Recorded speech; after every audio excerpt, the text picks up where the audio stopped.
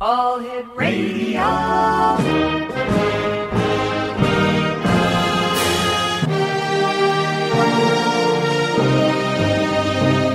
Welcome to the X Zone, a place where fact is fiction and fiction is reality. Now, here's your host, Rob McConnell.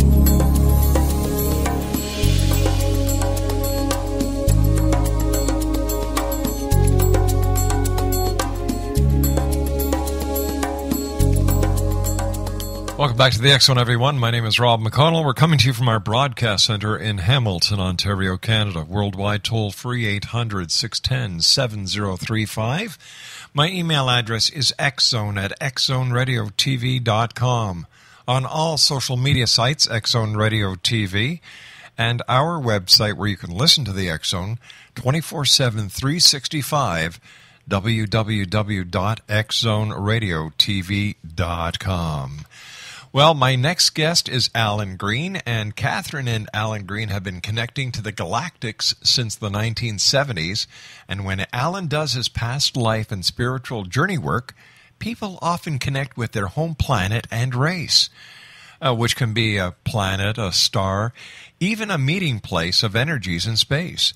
When Allan does his past life work, he can see and feel what the person sees and feels, and so he claims to have viewed, listen to this, 523 alien species and home planets.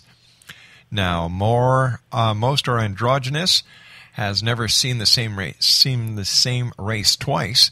Allan says they're all here to help the planet ascend.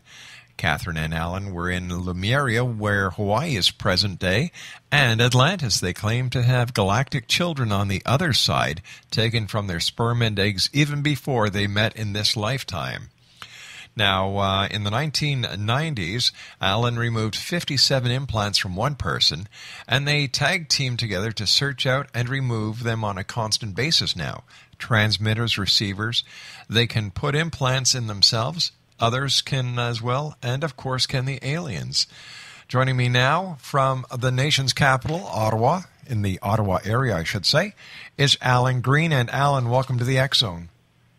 It's wonderful to be here. Thank you very much. It's up to 530 alien species and planets that I've seen now. 530? As of last Saturday. So Tell me, Allan, how did you get started doing the work that you're doing?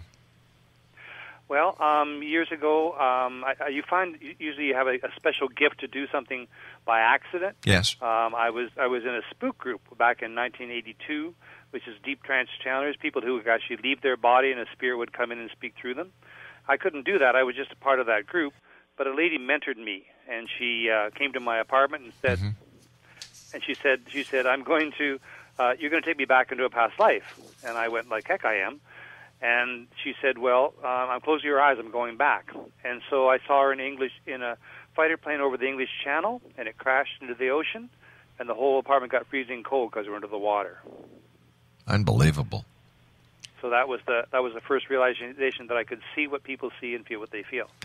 I could have let it go, but I just kept on doing it, and for 13 years I did it for free, and then I started doing it full time in 2004. What was it that got you interested in the first place? Was it something that you felt you had to do? Was it a message, a sign? But what got you to the point where you wanted to be part of this group? Well, it just sort of fell into place. Right. And I had the ability, I found out in the 1970s, I had the ability to see spirits around people, and they could be as clear as a person I could meet on the street.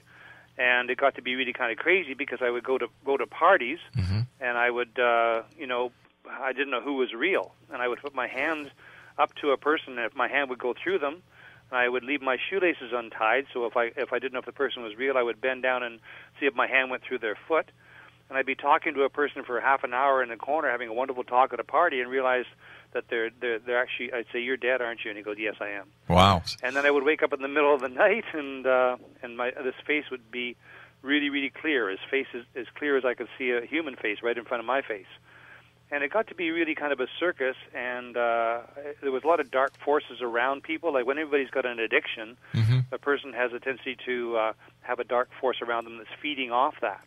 And I would try to combat that and talk about it and even give messages. But in the 1970s, nobody was really interested. So I asked it to be shut down as far as only when I want to see spirits around people do I do that. And Catherine's very good. She prompts me all the time and says, what do you think in the corner? And then, of course, as soon as she prompts me, I can see it very clearly. All right, stand by, Alan. You and I have to take a commercial break. We'll be back in 2 minutes. Exonation, our guest this hour is Allan Green. And it's going to be an interesting hour, this I promise you. A couple of websites, www.allangreen.ca and www.catherinegreen.net. And we'll both be back on the other side of this 2-minute commercial break as the X-Zone continues from our broadcast center in Hamilton, Ontario, Canada. Don't forget, X-Zone Nation, sign our online petition. It's www.stopebolapetition.com. And also the X-Chronicles newspaper for October, which is our most highly distributed newspaper, comes out at the end of next week, just in time for Halloween. We'll be back on the other side of this break with Allan Green. Don't go away.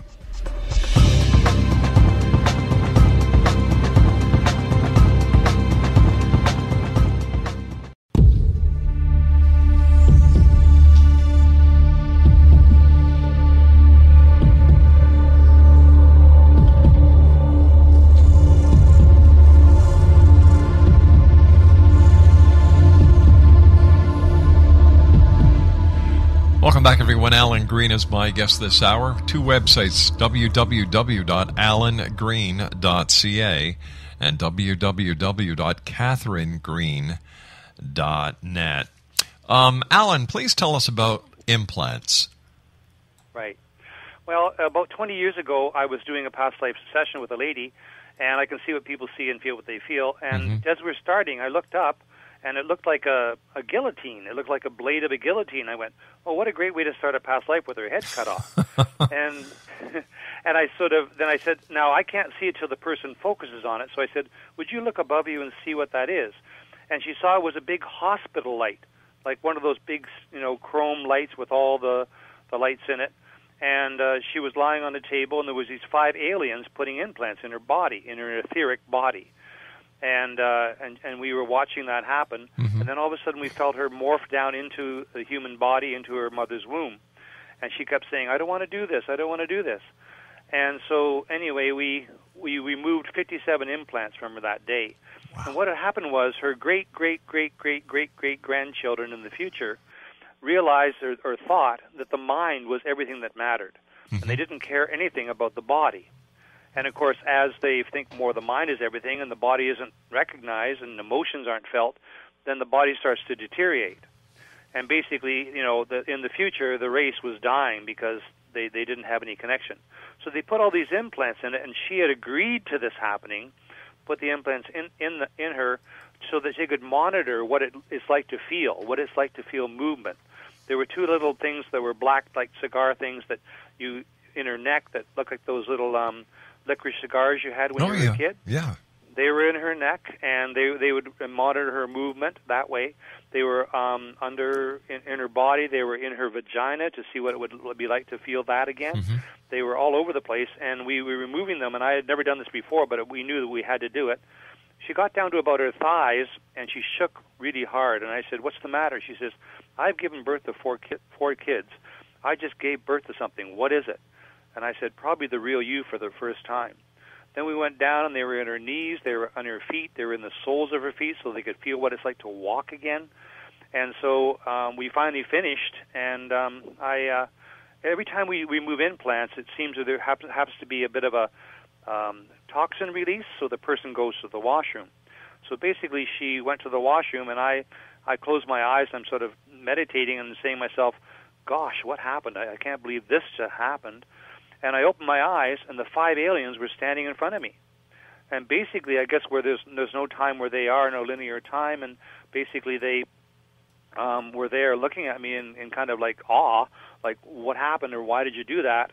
I looked at them and I said, she's clear. She doesn't want this to happen anymore, and you must leave. And we've sealed her, and she's safe. And they kind of nodded, and they left. But before they left, they gave me a message. And she came back from the washroom, and she sat down, and I said, I'm going to ask you an unusual question. Do you go into a room full of people that you've never met before, and everybody just loves you? They come up and hug you and everything? She goes, yeah, that happens all the time. I said, do you also go into a room full of people you've never met before, and those people, everybody hates you, and they sneer at you, and they swear at you? She goes, yeah, that happens too. Well, what happens is these alien implants, they wanted to find out in the future so much about what was going on in feelings that they sent out negative vibrations and positive vibrations through those implants to see what the reaction would be back. And so her whole life she was been going through a roller coaster doing this. And she phoned me about 2 weeks later. She said, my life is back to normal, and I can't thank you enough. Now, what do you do with the implants? What do you do with the implants when I remove them? Yes. Yeah. Basically, we send white light into it. There's many different ways an implant can be in a body. Often there's an implant in your stomach. Let's say there'll be tentacles that will go and wrap itself around your spinal cord or your organs. So you have to be able to track them back. And you send white light into it, and basically the tentacles retract back into the organism, and then you can actually etherically lift it out of your body. Now, what happens is, as our frequency raises on the planet, and it's raising really fast all the time, the implants that were put in at a lower vibration can't handle that low energy, and they're forced to the surface. So basically, you can actually, shake your arm and say, my arm feels terrible, I don't like that, and you move quick, and you've actually thrown an implant out of your body. And basically, there's many different types of implants, and Kath and I are really good at seeing them and moving them out. There can be a transmitter where you're just transmitting back to your home planet. There could be one that wants to track you, make sure you're okay, so if the world goes down, they'll come and pick you up. Another one where you put them in yourself. Like one girl, she had a situation where she went and put an implant in her stomach because she watched her parents fighting when she was a kid, and she said, I don't want to ever have any kids because if I might marry a guy who's really handsome and beautiful, and then all of a sudden he turns into a bad person, and it ruins the life of the child. So she put them in her stomach, one big one, so that she could not have any children. We removed it, and I said, you be very careful now because for the first time in your life, you can actually get pregnant. And then we had a person that Catherine was working with, who I can mention his name, everybody would know him. He's quite a well-known person worldwide. And he was on drugs, and she was hosting him, and he thought she was trying to save the money or take the money for herself, which she was not doing, of course, and he really wanted that money for drugs. And so he said, I want to have half the money before he even shows up. And she knew that if he was on drugs, that would never happen. The money would be gone. So she said, I haven't gathered it, and you'll have to wait till you come here. So he actually put an implant in her to track her to make sure his money was going where he thought it would go. And basically, 2 years, that happened in 2000, back in the 1990s. And when we got married, she came up to me and said, there's this problem in my neck. I don't know what it is. And I'm practical, so I just thought it was maybe a muscle spasm. I said, well, if it's still there tomorrow, we'll check it out. Went in, there was a little implant about, an inch, half an inch long and about, half an inch wide. It was square and it was purple. And we removed it, and the pain went away right away. Now, what happens is with implants, they're either attached to a consciousness or they have their own consciousness. So according to free will on this planet, when we do remove them, we look at them and we talk to them, and they have to tell us where they come from. And we can track it back to the moment that it came in, the alien race that it came in, or even, the corporations sometimes will put in an implant in a person too, or some organizations. There's a couple of large organizations, I won't mention their names, but they in all their high officials that know all the top secrets of the place, they put implants in those people. And a gentleman came to our home, and he was in really bad shape. He had just retired from one of those big companies, and he went and he was dying. And when we sat on the couch, and we didn't even go up to a sacred room and try and remove anything, but we saw the implant when we removed it, and he was right better. Because if he had so much knowledge, they wanted to get rid of him. And so now he's living a normal life. But what do you do when you take the implant out? Is it a physical implant, or is it a... It's always etherical. Okay, so there's... the person... Okay. The person can feel it coming to the surface, and they grab onto it, and then we create a force field in front of them that is like the white light you go to when you pass over, and basically they hand it into the light. And we've seen miraculous things happen instantaneously. How do you deal with skepticism? Because I'm sitting here and I'm thinking, okay, wow, this is neat, you know.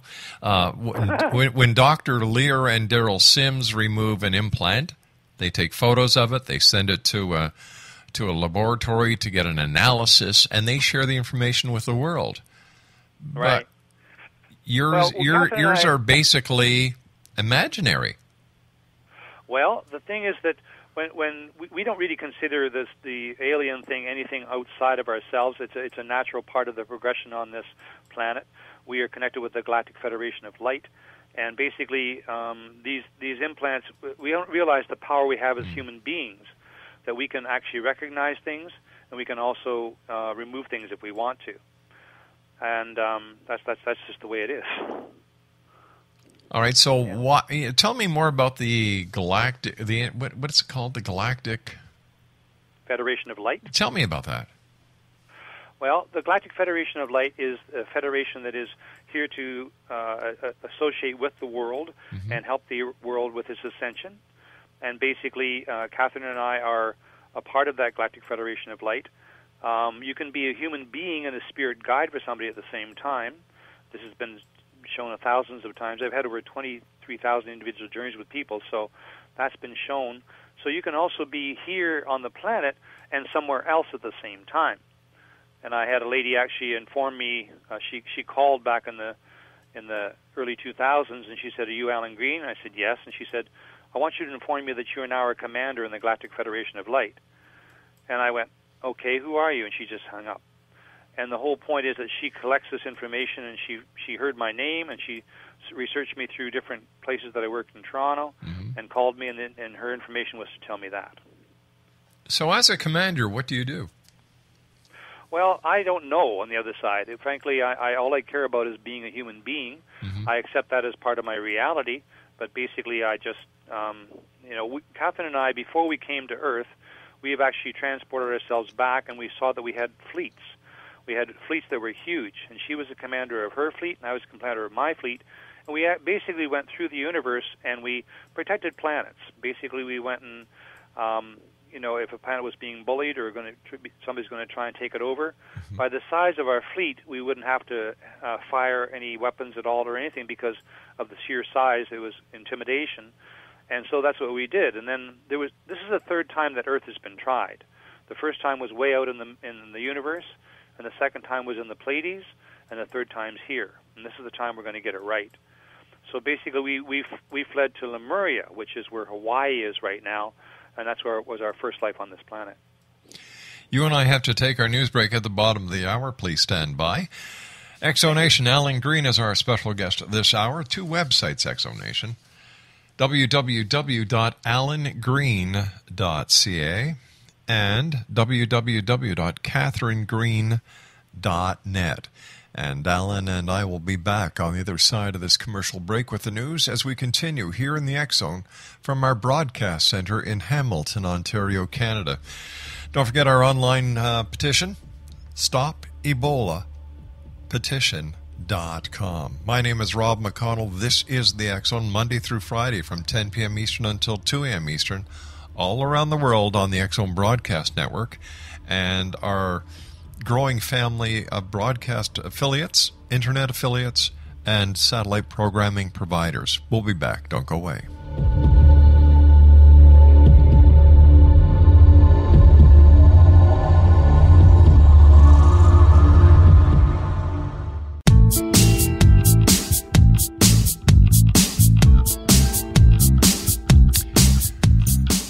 Welcome back, everyone. Allan Green is our special guest.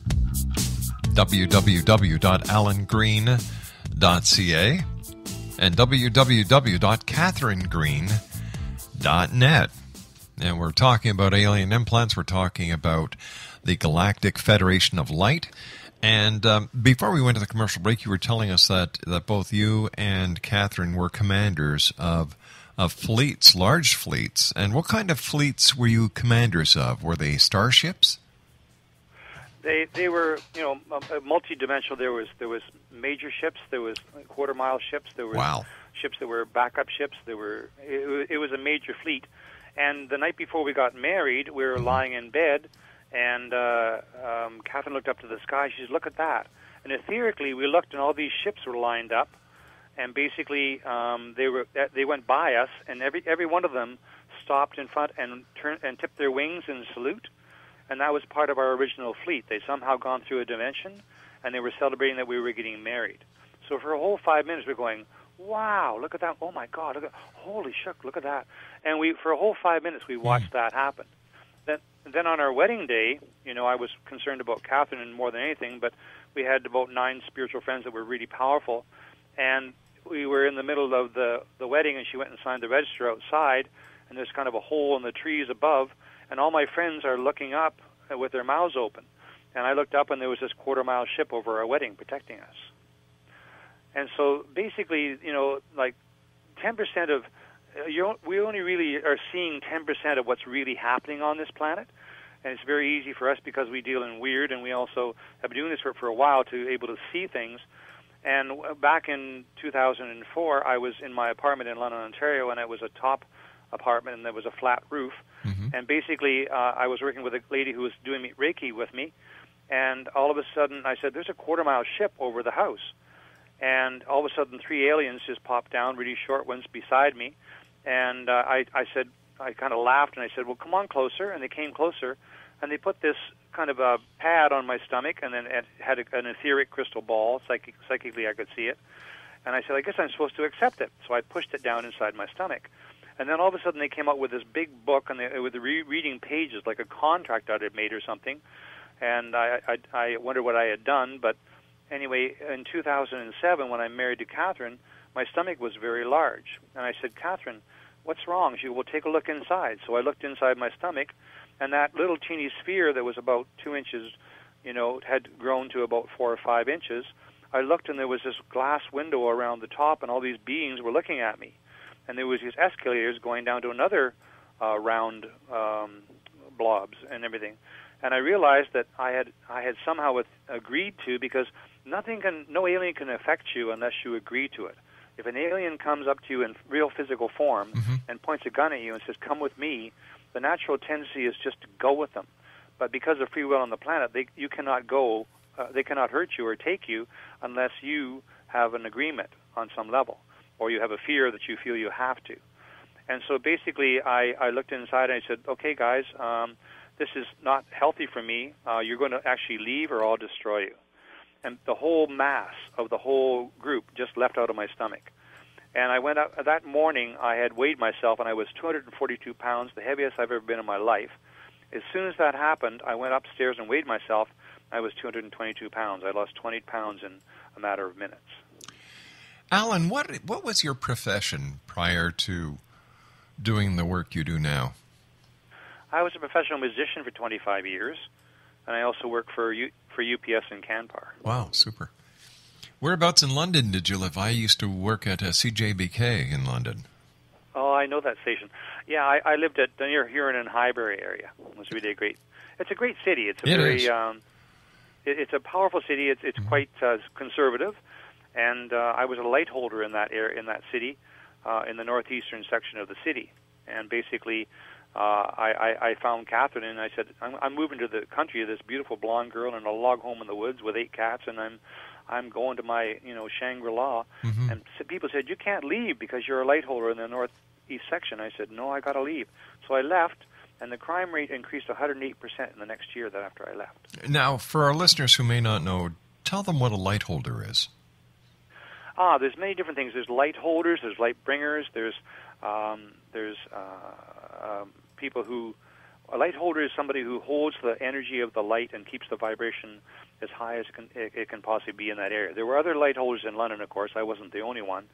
And then a person can be a light bringer, and that's called a Lucinda. Then there can be love light workers, and there can be light workers too. London is definitely a nice city. In fact, our granddaughter goes to Fanshawe. Oh yeah. Yeah, great city. And tell me more about this quarter-mile UFO spaceship. Now, was this etheric or was this in physical form? Well, it was in physical form, etheric. Now, what happens is I was doing a past life with a lady once, and she saw herself like by a coastal area, and she was watching these cars go by on a highway, like you would see in California or something. And she was looking, she said, well, it's kind of milky. And she says, I feel I'm in a cloud. Right. I said, yes, you are. Now, I can see what people see and feel what they feel. I already knew what was happening, even though I'd never had it happen before. I said, look around. What do you feel around you? And she goes, oh, my God, I'm in a conning tower. And that this is like where all the controls are and all the people. And I said, they're alien. And I said, look at yourself. And she said, oh, I'm alien, too. And so aliens will actually disguise themselves in ships, in clouds. Well, we were down in Mount Shasta in September, and they have the lenticular clouds there. And basically, there are alien motherships that actually hide in the clouds.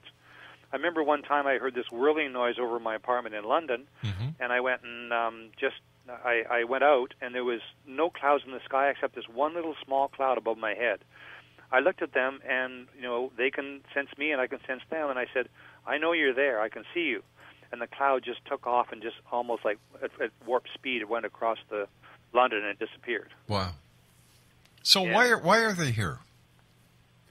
Aliens?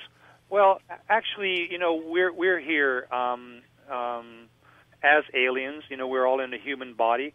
Like you could be a Zoran from some country, but basically, we're here to help the planet ascend. And we're here to learn about things. Now, when a lot of alien species are actually perfect. They have a beautiful race. There's no war. Everybody Right. gets along. It's really good. But it's quite boring, actually. They don't learn anything because everything's perfect. They don't need to do anything. So they will actually come in a human body and come here to learn about, love and hate and forgiveness and humor, But- all those things. And then when they either pass over this lifetime or whatever, they go back to their home planet and teach their home planet what they've learned, or by osmosis, actually integrated into the whole race, and then that whole race grows and learns. All right, but if they are in a perfect planet where there's peace and everything, wouldn't they have had to at one time fight and evolve to get to this peaceful plateau that they're at? And if that is the case, can't they learn from their own history without hijacking bodies? Well, they're not really hijacking bodies. It's their body that they're choosing to come into, because when you come down on the Earth, you are part of the Earth genome, and you take a human body that's made up of the stuff that our bodies are made up. And basically, the whole point is that the Earth is evolving, and the world is evolving, and the universe is evolving all the time. So there's always new things to learn. So that's why they do it, and that's why we do it. And we come here to learn about a lot of different things. So where do we go after we leave here? Well, probably to another planet. It is our last life on the planet. There's a thing called the Akashic Records, which is a life book library where everybody's life book is stored on this planet. And Catherine and I have been both there, and we saw that in 2005 my life book was finished, so I could leave, and I've done all I wanted to do as far as help the planet get to a point where it could ascend on its own. And then, but then I started to wait around because it's the greatest time in the history of the universe to be here. And my reward for staying around was meeting Catherine. And she finished her life book in 2007. So we finished that life book, and we take it to another library way out in the middle of space called the Universal Planetary Library. It's the library of all the planets that you've lived on.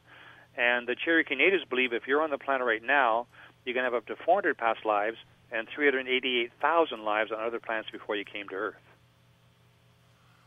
Wow, that's a lot of living. Yes. And so somebody can say, I'm from Pleiades or I'm from Syria or something. Well, yes, they could have been, but maybe the last planet they had was Pleiades, and maybe the one before that it was Octurians. Maybe it was Lyrans or whatever. So tell me, have Allan, are you a human or are you an extraterrestrial? What are you? I'm an unconditionally loving child of God, no more unique or special than anybody else as a human. And that's great. Now, people say who you are is a past life and spirit journey facilitator. No, that's just what I do. So I am no unique or more special than anybody else. I'm still learning here. I can die just the way anybody else can, but my vibration, we keep our vibration high, so things work well. But I have galactic roots, and we all have. We all are from somewhere else. And there was a seeded race on this planet that came here first, but most of us have come here to learn this because this is the great learning ground. So if this is a learning ground, help me understand this. If this is a learning ground, and if we come from a species where they live in total harmony, love, and they live in perfection, and we come down here, as I understand it, to experience what they have forgotten to experience because everything is perfect, why don't they help us to make this a better planet? Why don't they help us to feed the hungry? Why don't they help us to eradicate disease? Why don't they help us to bring an end to war? Well, there's a lot of planets where there is no such thing as free will. And this planet, that's the way it is. So basically, there's so many different, like I said, 530 alien species and home planets I've seen with people. They've seen and felt them too. And basically, you know, when you got all that many races here on the planet, we're learning how to get along. We're learning about what we need to do, and certain ones have they're scientists, certain ones are more in the heart based. And basically, you know, through the countries and all the world, this world, the more we're working on. When we heal it here, we're actually healing it in the universe at the same time. But if that is the case, then other people on other planets working on problems that we face here who are healing them, they should heal here at the same time. And that's not happening. How come? Well, it's basically because of free will. You know, but isn't free will a big cop-out? Because we really don't know what the answer is, so we're just going to call it free will. Well, the only one who can heal you is you. Not even Christ could heal people if they didn't want to be healed. So if you believe that you can be healed, you can heal yourself instantaneously. All right, but I'm talking about, you were saying that we come here for an experience, but when we do something here to solve a problem, it is solved in other places at the same time. You also said that we've been here for up to 400 lifetimes, I think you said, and that we've had 850 on the planet, and we've had several thousand before that. Right. It doesn't make sense to me. It doesn't ring true, because if that was the case, then this planet would be in a hell of a lot better state than it is right now. And if we are in fact a testing ground or a live theater for a group of deadbeat aliens, something is wrong with that race. They're not very nice. They're not very friendly. If they have to use the people on this planet for their own amusement, I don't like them. I don't want them here. Well, you're putting words in my mouth, but basically there are good aliens and there's bad aliens on this planet. And I think the vast majority are good aliens. And they're here to help us learn about ourselves and learn how we can connect with everybody and be a part of the universe and ascend. And this is the first time in the history of the universe that a planet is actually ascending with the people. How do we know that? And the women are leading this. How do we know that? And the women are leading the spiritual journey forward. How do we know this to be true? How do we know this isn't a folklore, a myth, or a legend? How do we know it's real? Well, you know, people who are it's happening to you whether you know it or not, and basically on this planet, everything is sped up. You know, like when Hale-Bopp, the comet, came through back in 1997, it increased the frequency of the planet from 6.5 megahertz to 11.5 megahertz. So everything we thought negative came back twice as fast, everything positive came back twice as fast, and everything that we intended on happening happened twice as fast. And so this planet is moving fast, really fast forward, and things that would take 10 years to learn, we can learn in 10 months or 10 minutes. And so this is part of ascension, and ascension is a situation where we're not really leaving the planet, but the world evolves differently around you. Okay, so let me ask you this: if we are learning faster, how come it still takes 8 years to get a master's? How come it takes 8 years for a doctor to go through his residency, his internship? That hasn't increased. That's because we've declared that should be the process. You know, one of the things that anybody who's spiritual, a main function is helping people remember what they already know. And I was never trained in doing past lives because I let the universe show me. And as I worked with more people, it got better and better on the other side. And basically, who brings us the people are the people's guides. So we get well known on the other side in the spirit realm, and we get bookings. All right, stand by. We've got to take our final break for this hour. This is the X Zone. My name is Rob McConnell. We're coming to you from our broadcast center in Hamilton, Ontario, Canada. My guest this hour, Allan Green. And if you'd like to find out more about Allan or his wife, Catherine, their website is www. Wait a sec, I just had it here a second ago. Where did it go, Craig? Oh, here it is. Thanks. www.allangreen.ca and www.catherinegreen.net.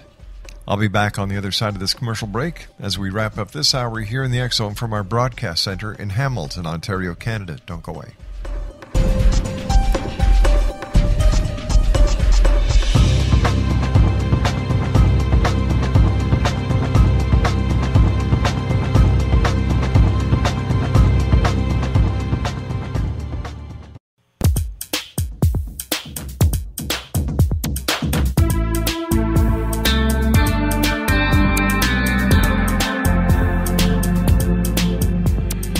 Allan Green is our guest this hour, Exonation, www.allangreen.ca.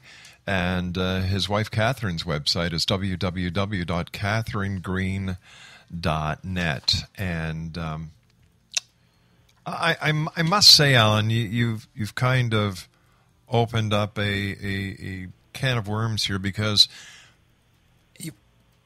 I'm having a hard time trying to formulate everything into a cohesive timeline. You know, you've got aliens, you've got alien implants, you've got UFOs that hide in clouds, you've got motherships in clouds, you have quarter-mile sized UFOs over a place in London, Ontario. You've got a sphere that was given to you by the aliens. You put it in your stomach. I believe it's esoteric. And yes. It went from 1 inch to 4 inches, and at the time when you took out the esoteric mass, you lost 20 pounds. You claim you say you're a commander in the Federation of Light. All this seems. Now, what happens is, all this seems to be surreal. What happens is when a psychic says they see a spirit around a person, they don't really see that spirit; they feel that spirit. Mm-hmm. And you're talking from a very mind-based thing that needs logical, practical analysis. I like to call it realistic. Oh, okay.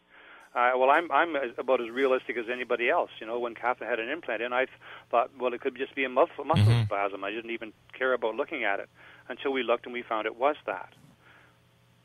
And I believe that, you know, mosquitoes, black flies, deer flies, they all come from aliens who don't like humans. That's a bit of a joke, by the way. Yeah, but I don't know if you're serious or not now. Okay. Well, I'm dead serious. You know, I was just making a joke that, you know, we don't like mosquitoes or black flies or deer flies. Oh. So I'm just making a joke that they probably came from some alien who doesn't like humans. I gotcha. Okay. But you're not saying that they were brought here by the aliens. No, they're not. Okay, gotcha. All righty. So what is your final word for the X Zone Nation tonight? That there's a lot of presences on this planet who do not want this planet to evolve, and the women are leading the spiritual journey forward.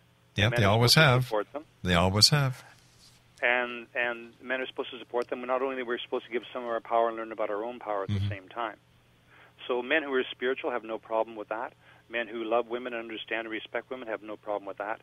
It's the macho men and the corporations and the governments that don't want that to happen. Oh, I don't. I think you're a little off the key there when you say the corporations and the government. I don't think there's a government or corporate conspiracy to keep women out of the mainstream.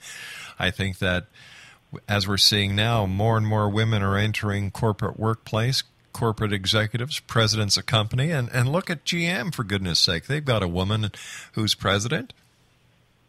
Mm-hmm. And, well, mind you, we also are doing what they need to do. We also had Flora MacDonald as our prime minister for a short period of time, and boy, did she ever screw things up. Okay. All right, listen, I want to thank you very much for joining us tonight, Allan. It's been a pleasure talking to you. Take care of yourself. Please give my best to Catherine. And I look forward to the next time you and I meet here in the X Zone. Until then, be safe and travel well. Thank you so much. Good night. Good night now. All right, X Zone Nation, Allan Green has been my guest this hour.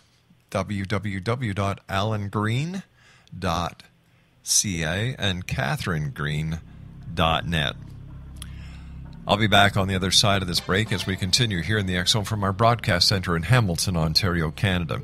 Don't forget, you can always send an email to xzone@xzoneradiotv.com, and you can listen to us 724-365 at www.xzoneradiotv.com or by calling 213-401-0080. Don't go away. This is the X Zone. I'll be back.